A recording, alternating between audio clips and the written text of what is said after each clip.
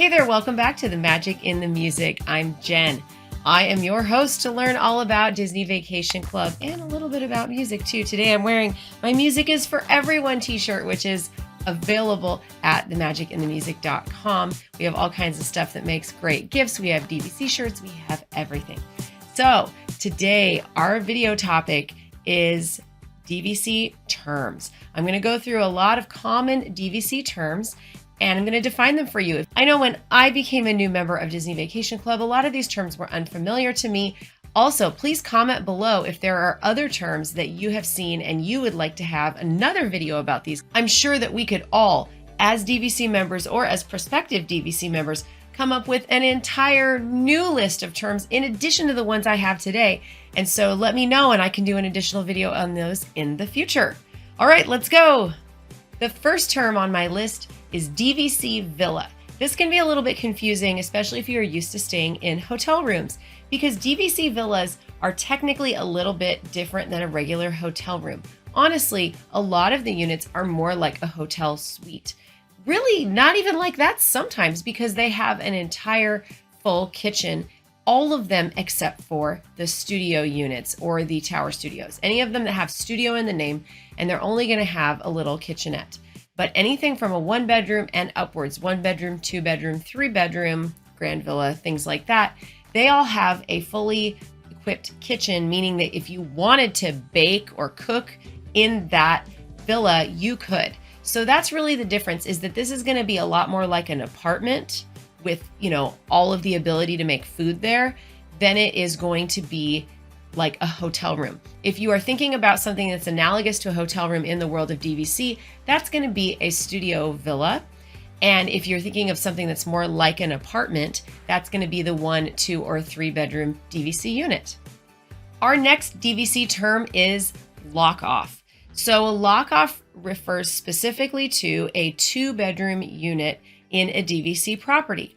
And a lock-off is where you have a 1-bedroom DVC unit, so it's like a living room plus the bedroom, and that would normally have a king-size bed in it, and you have a studio villa, and then they have an adjoining door between them, and so they're connected in the middle between the 1-bedroom and the 2-bedroom. So you have a living room, the main bedroom on that one, and then another bedroom on the other unit. And so you have created a 2-bedroom out of a 1-bedroom and a studio and put them together. Alternatively, the other type of room you could have is called a dedicated 2-bedroom.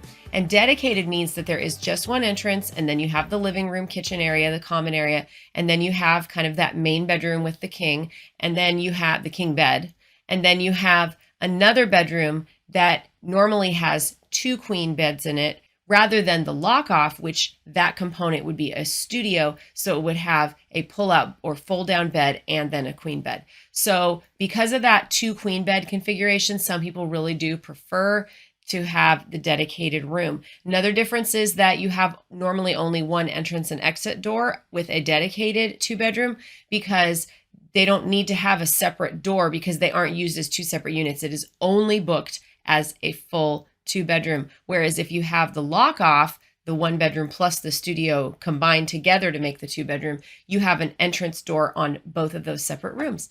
So those are the differences. And watch out, because on some properties like Grand Floridian and Riviera, there are actually different occupancies between the lock-off and the 2-bedroom. So you want to keep your eyes open for that. My next DVC term is 7 or 11-month booking window. You hear members talk about this all the time. In particular, the 7-month window is one that comes up a lot. So let's say, for example, you have a contract where the points are based at Polynesian. When you reach 11 months before your check-in date for your trip, your travel or check-in date, you are able to book a stay at Polynesian using those points. So 11 months and then less than 11 months. Okay. So that's what that 11-month window is for. No owners at other resorts are able to book in that window, only at the resort where your points are located. So in this case, that would be Polynesian. Now let's fast forward to 7 months from your check-in date. Once we hit the 7-month mark, you can switch to any other DVC resort as long as they have availability. So that's what we're talking about, the 7-month window. The 11-month window is for your home resort with those points. And the 7-month window is all the other DVC resorts. My next DVC term is ROFR, or ROFR.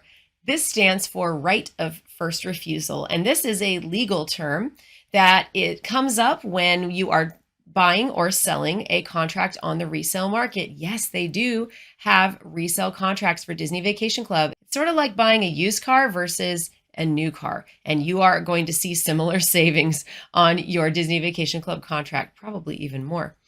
And yes, there are some limitations around that, and you can check out some other videos where we go into that. But right of first refusal is the process by which Disney reviews all of the contracts that have been negotiated for Disney Vacation Club sales. Disney has the right to step in and become the buyer and take over the contract from the buyer for the contract. So the seller, it's going to be the same experience. They're selling the points either way. But for a buyer, let's say you have negotiated a contract with your seller and you've agreed upon a price and you've signed, made a deposit and everything. You send that contract off to Disney. And if Disney says, yeah, go ahead, complete the sale, then you go ahead. And if they say, no, we like that deal, we want that contract, they can step right in and then take that contract. So as the buyer, this is a real risk to you. Of course, if you pay more for the points, Disney is a little bit less likely to take that, although they can be a bit unpredictable. And generally speaking, if you're getting a really amazing deal and the points are less expensive, Disney is much more likely to step in and say, nope, we're not going to allow that sale to happen. We will take those points back and we will pay the seller.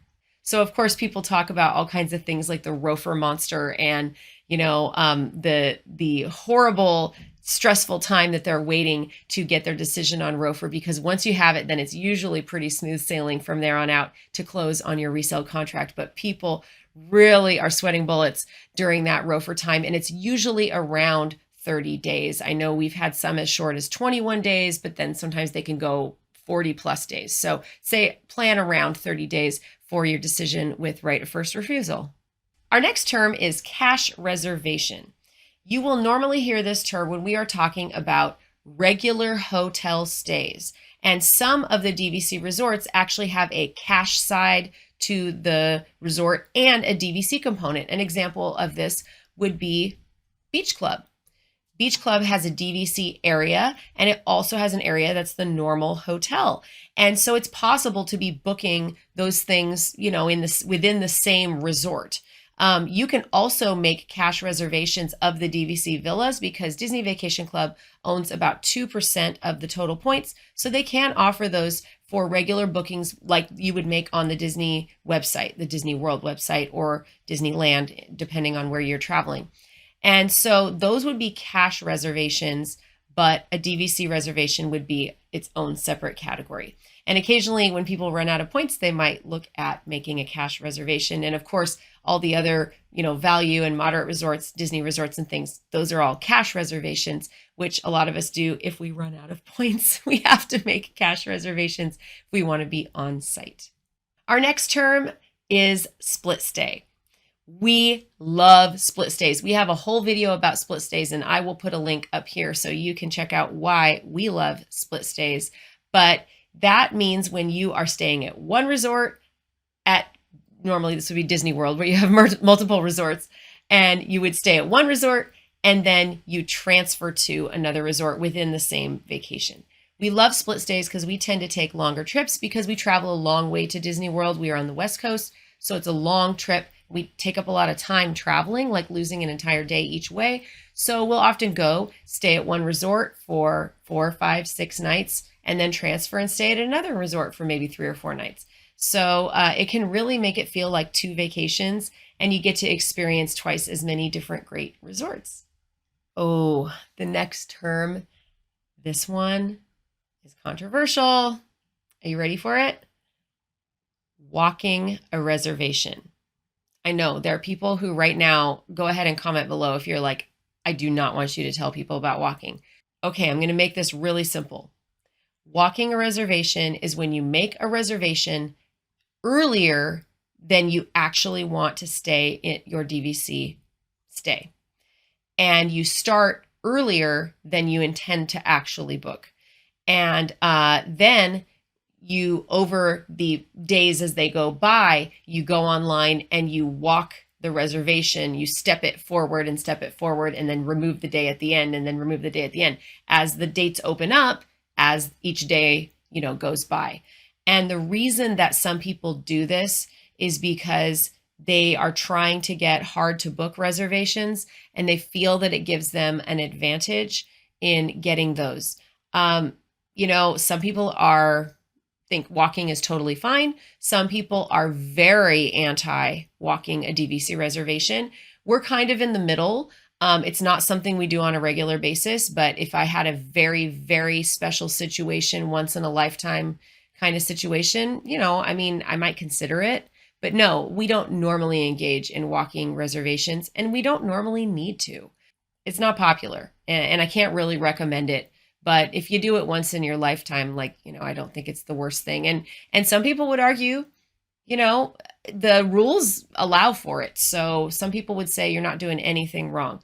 Another term that you're going to hear a lot in DVC discussions is blue card or white card. This is actually a leftover of the old system where they had physical printed DVC member cards.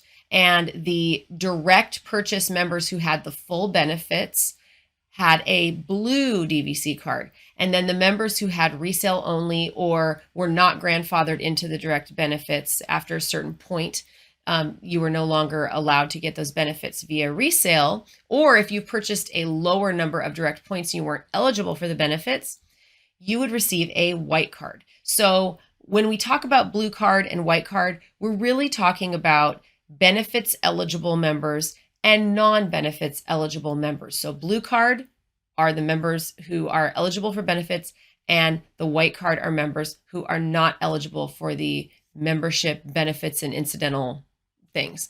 So that's all the extra stuff, right? Those are like the extra parties and moonlight magic and discounts on annual passes and all kinds of things like that. It's a whole different discussion about whether that is worth it to you, but that's what people are talking about. Now they've moved to a different system where it will say on your digital membership card, when you look at it, like in your Apple Wallet, for example, it'll say DVC member Y. If there's a Y at the end of it, then you are blue card or benefits eligible. I know it's confusing. They didn't need to make it this confusing. I don't know what they were thinking, but it is what it is. So that's what we mean by blue card or white card. The next thing on my list is community halls. This is something that our family really, really enjoys on our DVC stays.